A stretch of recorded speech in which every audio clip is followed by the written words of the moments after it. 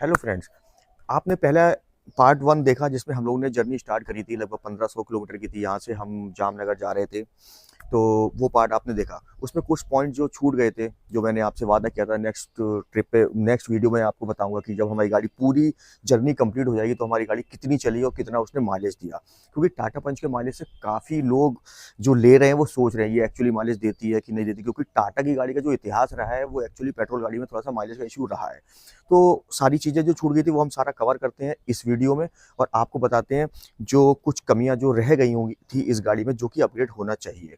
तो सबसे पहले हम आपको बताते हैं माइलेज इसका, कि एक्चुअली हमारी गाड़ी कितनी चली है। हमारी गाड़ी जो चली है वो मैं आपको दिखाता हूँ। ये देखिए, ट्रिप बी ये ऑलमोस्ट 1610 किलोमीटर। इसमें 50 किलोमीटर अभी हमने थोड़ा सा एक्स्ट्रा चला दिया था, तो ऑलमोस्ट आप 1650 किलोमीटर मान सकते हो, जो कि वहां से माइलेज मिला है इसको 20.8 का, जो कि एक डिसेंट है। और हमारी जो पूरी जर्नी है वो ट्रिप ए में रिकॉर्ड है, विच इज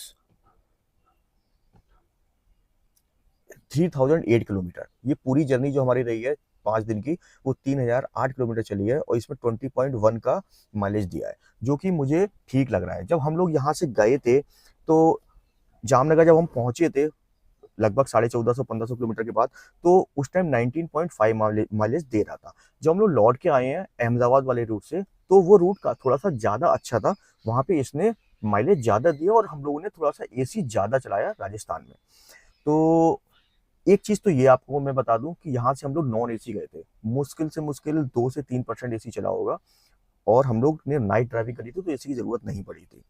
वहां से हम लोग आए हैं एसी चला के, तो माइलेज में कोई फर्क नहीं पड़ा है, बल्कि आप देख रहे होगे थोड़ा सा ज्यादा दिया है माइलेज क्योंकि यहाँ से जब गए थे 19.5 दिया था, अब 20 प्लस है।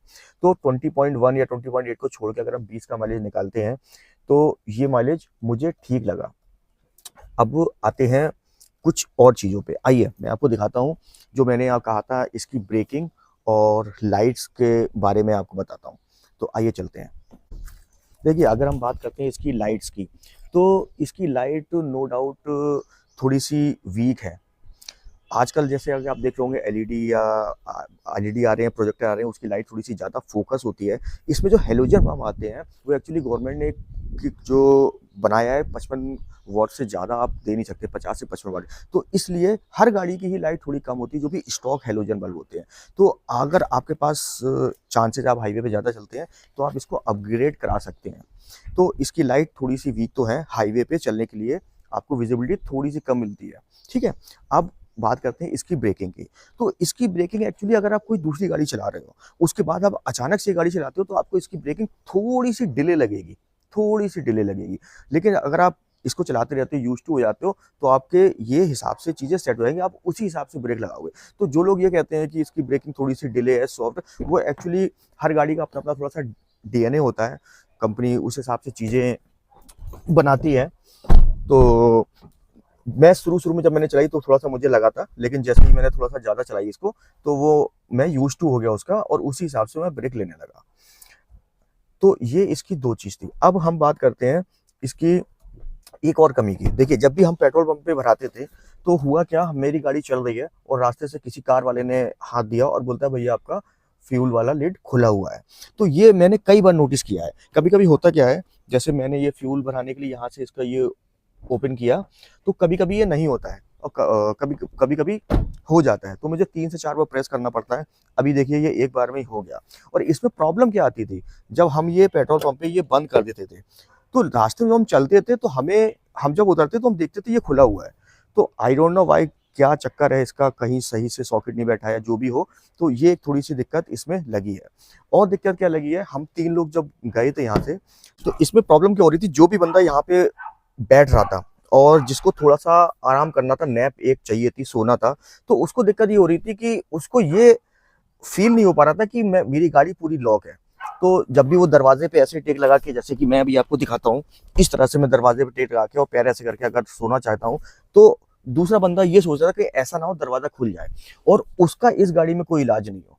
अगर किसी के पास है तो प्लीज़ कमेंट करके मुझे बताइएगा कि इसको किस तरीके से बंद कर सकते हैं। जो मैंने ट्राई किया वो भी बेकार हो गया। क्यों? क्योंकि ये मैंने चाइल्ड लॉक लगाया, इधर भी लगाया, तो चाइल्ड लॉक में एक्चुअली होता क्या है कि वो अंदर से नहीं खुल पाएगा, लेकिन बाहर से फिर भी खुल जाएगा। तो इसलिए एक ये चीज़ जो सेंटर जो लॉक होता है सारी गाड़ियों में आता है, उस तरीके से इसमें भी होना चाहिए। टाटा ने कुछ अलग करने की कोशिश की है, लेकिन वो उतना सैटिस्फाई चीज़ें लगी नहीं है। हाँ, तो अब हम चलाते हैं गाड़ी।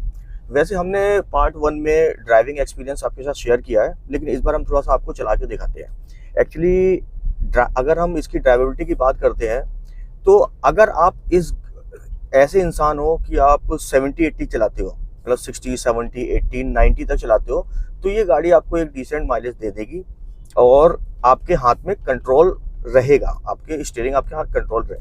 लेकिन अगर आप फास्ट ड्राइवर हो, तो आपके लिए ये गाड़ी नहीं बनी है। क्यों? क्योंकि एक तो ये पिकअप लेने में टाइम लेती है, गाड़ी का वेट ज़्यादा है, इसलिए इसको मोमेंटम गेन करना पड़ता है एक किसी को ओवरटेक करने के लिए। एक तो ये है। दूसरी चीज़ क्या है, अगर आप गाड़ी तेज़ चलाने वाले बंदे हो, तो आपको ये गाड़ी निराश कर सकती है।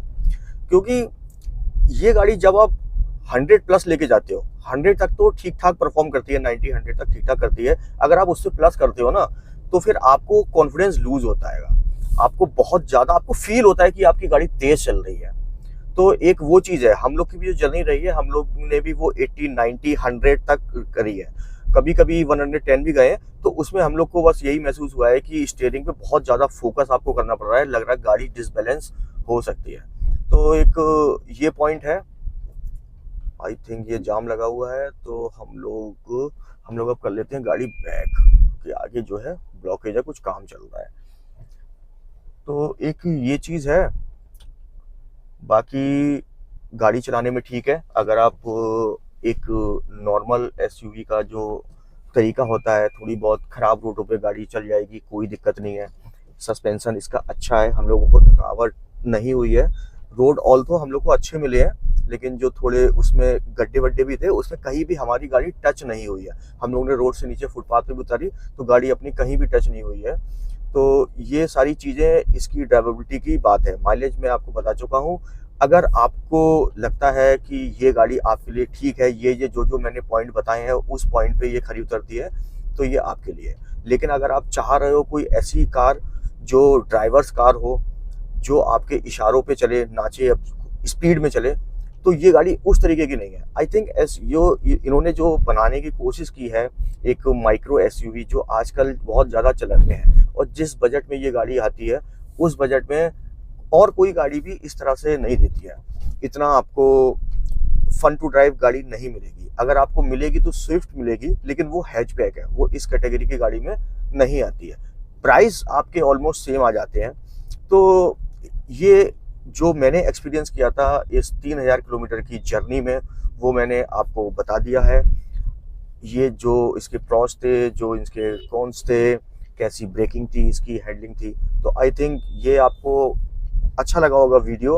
अगर आपको अच्छा लगा है तो आप शेयर कीजिए, और आपको अगर लग रहा है कि ये माइलेज टाटा पंच का थोड़ा सा ज़्यादा है, तो मैं आपको कुछ टिप्स दे दूंगा। मैं अभी नेक्स्ट वीडियो में आपको चीज़ें बता दूंगा कि किस किस चीज़ों का आप थोड़ा सा ध्यान रखिए, जिससे आपका माइलेज इम्प्रूव हो, सिर्फ इसी गाड़ी में भी नहीं, किसी और गाड़ी में भी। तो मिलते हैं एक नेक्स्ट वीडियो में किसी और टॉपिक के साथ, किसी और जर्नी में आपके साथ, किसी और गाड़ी का रिव्यू करते हुए।